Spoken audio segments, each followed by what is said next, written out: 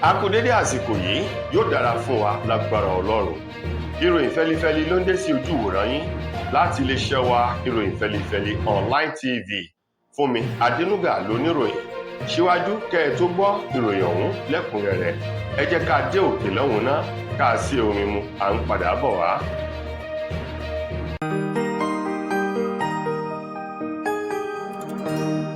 Ìròyìn fẹ́lifẹ́li TV, àjààbálẹ̀ làwọn ìròyìn ti wà, máa wò lóòrèkóòrè.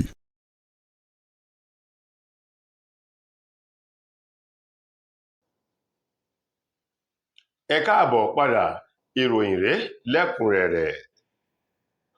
Ọ̀kan nínú àwọn olùdíje dupò ààrẹ lọ́dún 2023 èyí tó jáde lábẹ́ ẹgbẹ́ òṣèlú Labour Party tí í ṣe gómìnà tẹ́lẹ̀ rí ní ìpínlẹ̀ Anambra, ọ̀gbẹ́ni Peter Obi, òun mà ló ti rawọ́ ẹ̀bẹ̀ sí gbogbo àwọn ọmọ orílẹ̀-èdè Nàìjíríà àti gbogbo ọmọ ẹgbẹ́ òṣèlú rẹ̀ èyí tó ṣẹ̀ darapọ̀ mọ́ African Democratic Congress ADC láti dúró gbọ̀ngbọ̀n kí wọ́n sì lè rí dájú wípé wọ́n dáàbò bo ètò ìbò wọn lọ́dún 2027 nínú ètò ìbò gbogbogbò èyí tí ó wáyé ní ọdún 2027. Peter Obi ní èyí kò ní fi àyè sílẹ̀ fún àwọn jàǹdùkú tàbí àwọn onílọ́gbọ́n ẹ̀wẹ̀ tí wọ́n fẹ́ da ọwọ́ rú tàbí láti da ojú ìbò ọ̀hún bolẹ̀.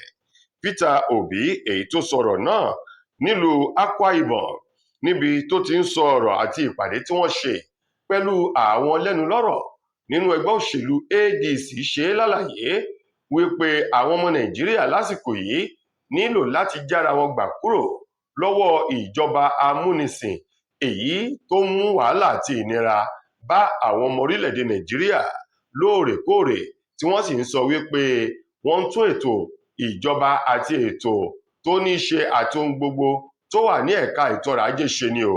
Ó ní bí wọ́n bá wò dáadáa, ó ní ìlú ò fararọ, bẹ́ẹ̀ sì rèé eku ò ké bí eku, ẹyẹ ò ké bí ẹyẹ, tí ọmọ èèyàn ò sì fọhùn dáadáa mọ́ látàrí ebi èyí tó ń pa kó wá ẹnìkankan wọn. Peter Obi èyí tó sọ ọ̀rọ̀ yìí látọwọ́ ẹni tó jẹ́ olùmójútó àti olùṣàkóso àwọn ẹgbẹ́ tí wọ́n ń ṣe àtìlẹ́yìn fún Peter Obi tí wọ́n pè ní Obedient Movement, Yunusa Tanko, ló fi ọ̀rọ̀ náà léde. Lákòótán, wọ́n rọ àwọn ọmọ orílẹ̀-èdè yìí láti jáde kí wọ́n jà fún ẹ̀tọ́ wọn nípa fífi ìbò mú àwọn amúnisìn kúrò lórí ipò kí wọ́n sì mú mẹ̀sáyà tí ó mú ayé dẹrùn padà bọ̀ sí ipò lọ́dún 2027. Ìjọba ìpínlẹ̀ Ògùn ló ti tẹnu mọ́ ìpinnu rẹ̀ wípé òun yóò rí dájú wípé ayé rọrùn fún gbogbo àwọn òṣìṣẹ́ ìjọba pátápátá tó fi mọ́ gbogbo àwọn òṣìṣẹ́ fẹ̀yìntì lẹ́nu iṣẹ́ ọba ní ìpínlẹ̀ Ògùn. Gẹ́gẹ́ bí ọ̀rọ̀ náà ti jáde látẹnu ẹni tó ṣe alámòjútó fún ètò ọrọ̀ ajé àti olùdámọ̀ràn pàtàkì sí ìjọba ìpínlẹ̀ Ògùn lórí ètò ọrọ̀ ajé ilẹ̀ yìí ní ìpínlẹ̀ Ògùn, ọ̀gbẹ́ni Dàpọ̀ èyí tó ṣe lálàyé wípé gómìnà Dàpọ̀ Abíọ́dún tí ṣe gómìnà ìpínlẹ̀ Ògùn ló tẹ̀síwájú láti máa mú àwọn ìpinnu rẹ̀ ṣẹ fún gbogbo àwọn ọmọ ìpínlẹ̀ Ògùn pátápátá o. Ó ní látara ìdí èyí, ó ní gbogbo àwọn òṣìṣẹ́ fẹ̀yìntì lẹ́nu iṣẹ́ ọba ní ìjọba ìpínlẹ̀ Ògùn ti fi kún owó tí wọ́n máa gbà báyìí gẹ́gẹ́ bí owó àjẹmọ́nú wọn lóṣooṣù. Bákan náà ni wọ́n tún ṣe àfikún fún àwọn tí wọ́n jẹ́ òṣìṣẹ́ tí wọ́n ṣì wà lẹ́nu iṣẹ́. Nípa ìdí èyí, iṣẹ́ ọ̀hún yóò lè máa wú wọn lórí láti ṣe nítorí inú dídùn ló mú orí wú. Gẹ́gẹ́ bí alámòjútó náà ti ṣe lálàyé, ẹ̀ka kan èyí tí ìjọba ìpínlẹ̀ Ògùn pé kalẹ̀ èyí tí ó máa taná wo àwọn ìgbé ayé àti ọ̀nà tí àwọn òṣìṣẹ́ fẹ̀yìntì tí wọ́n ń gbà láti lo ìgbésí ayé wọn àti bí nǹkan ti ń lọ sí ní ìhà ti àwọn òṣìṣẹ́ fẹ̀yìntì. Àjọ wọ̀nyí ni wọ́n fi ọ̀rọ̀ náà léde níbi tí alámòjútó ti ṣe ìpàdé pẹ̀lú gbogbo wọn pátá wípé gómìnà Dàpọ̀ Abíọ́dún tí ṣe gómìnà ìpínlẹ̀ Ògùn jẹ́ gómìnà èyí tó jẹ́ ẹni tó ń sọ̀rọ̀ tó sì múṣẹ ó ní gbogbo àwọn òṣìṣẹ́ ọba tí wọ́n ti fẹ̀yìntì lẹ́nu iṣẹ́ ọba ni ó bẹ̀rẹ̀ sí tún máa gba àlékún owó àti àwọn àlékún àjẹmọ́nú gẹ́gẹ́ bí ìpinnu àti ìlérí rẹ̀ fún wọn. Lákòótán ó rọ̀ wọ́n láti fi ọwọ́ sowọ́pọ̀ pẹ̀lú ètò ìṣèjọba gómìnà Abíọ́dún kí wọ́n lè mú ìpínlẹ̀ Ògùn lọ sí ìpele tó da èyí tó kàn, nítorí pé àgbájọwọ́ ńlá fi sọ̀yà, iṣẹ́ yá, bẹ́ẹ̀ sì rèé a gbọ́dọ̀ fiṣẹ́ ṣeré o. Gẹ́gẹ́ bí orin akọmọ̀nà ti ìpínlẹ̀ Ògùn, ó ní ìgbéga ìpínlẹ̀ Ògùn àjọṣe wa ni.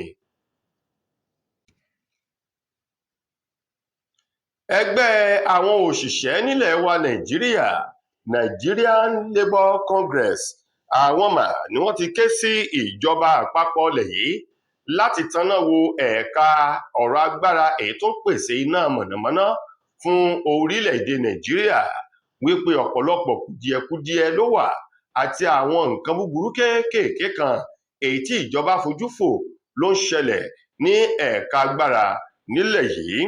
Ọ̀rọ̀ yìí tó jáde látẹnu ẹni tí í ṣe ààrẹ Nigerian Labour Congress NLC, Comrade Joe Ajaero, èyí tó sọ ọ̀rọ̀ náà ṣe é lálàyé lásìkò tó ń ṣe ìpàdé pẹ̀lú àwọn igun òṣìṣẹ́ ti ẹ̀ka ilé-iṣẹ́ mọ̀nàmọ́ná ilẹ̀ wa Nàìjíríà, National Union of Electricity Employees NUEE. Bákan náà, níbi ìpàdé ọlọ́dọọdún èyí tí wọ́n pè ní Annual Conference of Women and Youth èyí tó wáyé nílùú Àbújá, níbẹ̀ ńlọ̀rọ̀ ti jáde o lópin ọ̀sẹ̀ tó kọjá yìí. Comrade Ajaero sọ wípé síwájú kí wọ́n tó ta iná mọ̀nàmọ́ná ilẹ̀ wa Nàìjíríà kò ṣe dáadáa. Ó ní 4 megawatt sí 5 megawatt ńlá ń lò láti àìmọye ọdún. Ó ní bẹ́ẹ̀ sì rèé ńlá ń bí sí tá ń rẹ̀ sí Nàìjíríà ń pọ̀ sí o. Ó ní abẹ́ 4 sí 5 megawatt yìí náà ń lórílẹ̀‐èdè Nàìjíríà ṣì ń lò síwájú kí wọ́n tó tà á.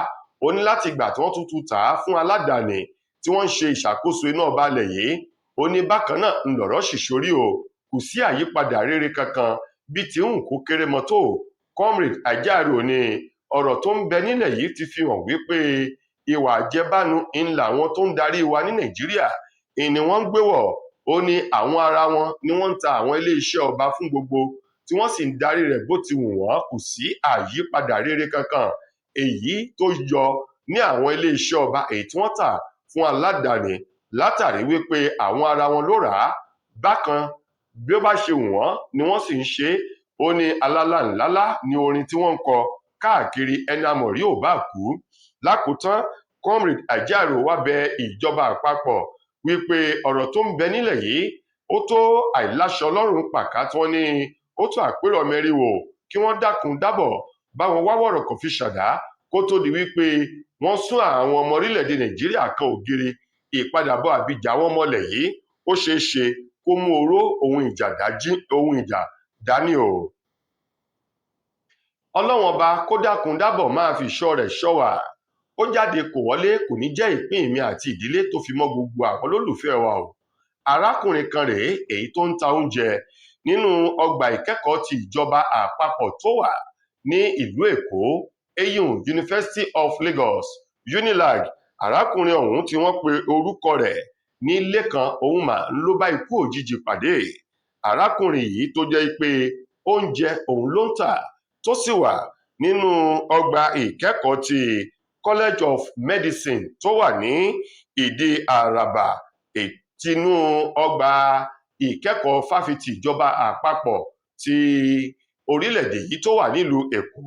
Wọ́n ní lówùúrọ̀ ọjọ́ àìkú Sunday ọ̀sẹ̀ tá a wà nù rẹ̀ yìí lárákùnrin yìí lọ da àwọn ìdọ̀tí oúnjẹ èyí tó ṣe tó lọ dànù.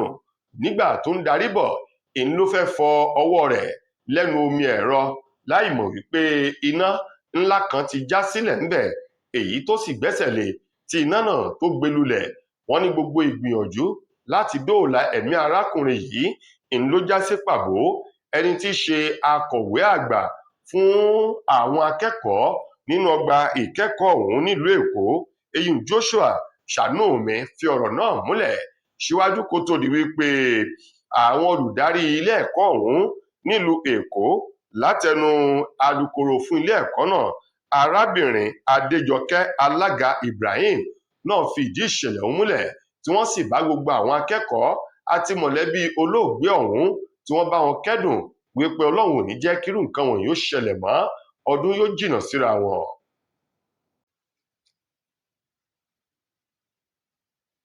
Lákòótán nínú ìròyìn wa fún ti tòní, ọ̀kan nínú àwọn olórin tàkasùfé ọmọ ilẹ̀ wa Nàìjíríà, eyín Habib Òkìkíọlá Badmus tí gbogbo èèyàn mọ̀ sí Portable ọmọ Lálọ́mí, ọ̀gá sàsù wèrè olórin ìdààmú àdúgbò, òun mà ló ti ju ògúlùtò òkú ọ̀rọ̀ padà sí Ọlámídé àti àwọn kan tí wọ́n jọ jẹ́ akẹgbẹ́ nínú olórin àti agboolé olórin tàkasùfé nílẹ̀ wa lórí ọ̀nà kan tí wọ́n gbà gbé ọ̀rọ̀ Portable kalẹ̀ láàrin ara wọn tó ń ti àpèjúwe èyí tí wọ́n ṣe lórí ìwà àti ìsọ̀rọ̀sí ti Portable.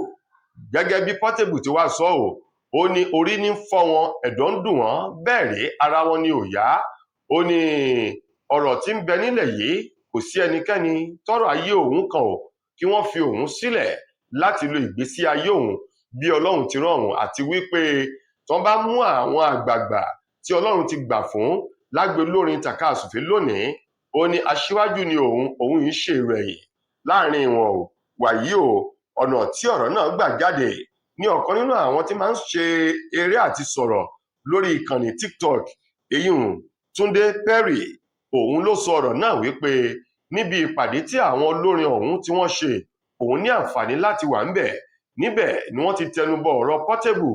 Perry ní Ọlámídé àti àwọn yòókù sọ ọ̀rọ̀ wípé ìbẹ̀rù ó wà lọ́kàn àwọn báyìí láti ran àwọn olórin ọ̀jẹ̀wẹ́wẹ́ tó ṣẹ̀ ń dìde bọ̀ láti ràn lọ́ kí wọ́n gbé wọn sókè látàrí ìwà àti ọ̀nà tí Portable tó gbà láti san oore padà fún àwọn jẹ́ ohun tó dùn àwọn lọ́kàn jọjọ bẹ́ẹ̀ bá gbàgbé orin tó gbé Portable jáde Zazu, èyí tí Ọlámídé Bàdó tó bá kópa nínú rẹ̀, àtìgbà yìí nílẹ̀ kún oríire ló ti ṣí kalẹ̀ fún Portable, ṣùgbọ́n àwọn ọ̀rọ̀ tí ń tẹnu Portable jáde jẹ́ ọ̀rọ̀ aláìmoore èyí tó mú ìbẹ̀rù sí ọkàn àwọn yòókù bíi Ọlámídé Bàdó, Davido, Wizkid, Burna Boy àti bẹ́ẹ̀ bẹ́ẹ̀ lọ.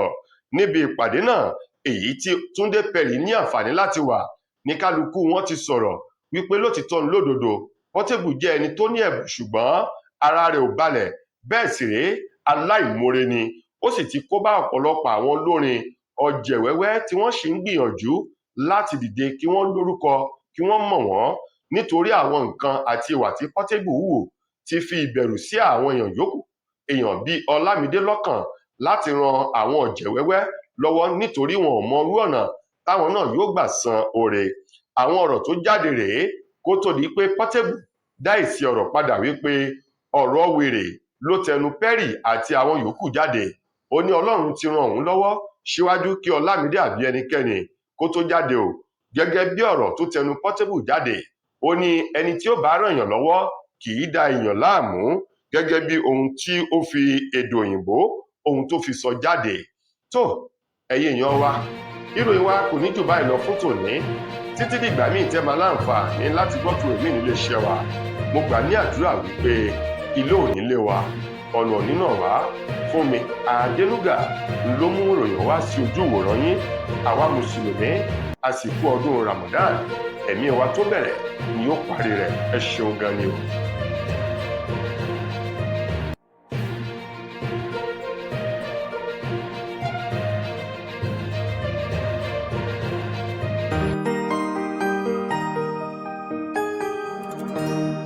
Ìròyìn Fẹ́lifẹ́li TV, àjààbálẹ̀ làwọn ìròyìn ti wà, máa wò lóòrèkóòrè. Mo kí gbogbo ojú tí wò mí ti ń gbọ́ mi jákèjádò orígun mẹ́rẹ̀ẹ̀rin àgbáyé. Orúkọ mi ni Ambassador Àkànfẹ́ Ìwò tí mo jẹ́ agbẹnusọ fún iléeṣẹ́ X2 Ultimate Herbal International Limited. Níléeṣẹ́ wa bí láti màmọ̀ dájú nǹkan kan tí eléyìnbó ń pè ní health is wealth, ìlera lọ́rọ̀. Kì í ṣàfẹnujẹ́ nìkan tá a bá ń gbọ́ ọ̀nì sétí, torí ogunlọ́gọ̀ àwọn èèyàn ni wọ́n ń kojú àìsàn tí a pè ní ìfúnpá gíga. Ìdí nìyí tí iléeṣẹ́ X2 Ultimate Herbal fi ṣètò oògùn ìfúnpá gíga fún ní powder àti ní olómi. Kò tán síbẹ̀, oògùn ìtọ̀ ṣúgà ó wà ní iléeṣẹ́ X2 Ultimate Herbal International Limited ní powder àti ní olómi. Òun náà lẹ̀ ń wò yìí. oògùn ọ̀pẹ́ ẹ̀yìn wà tí a ti ṣe lọ́jọ̀ fún ẹni tó bá ń kojú ọ̀pẹ́ ẹ̀yìn torí gẹ́gẹ́ bí ìṣòro. Iléeṣẹ́ wa níbí ní oògùn ẹ̀ tó lè bá wọn tán rẹ̀ lójú ọgbọ́n. Bákan náà ogunlọ́gọ̀ àwọn èèyàn ni wọ́n jẹ́ oníbìísí tí wọ́n ti rora wọn pín wípé Ọlọ́run ò lè ṣe, ṣùgbọ́n tó jẹ́ pé àìsàn kan sómìíràn ní kọjú ọmọ bíbí wọn. Ó wà níléeṣẹ́ X2 Herbal International Limited.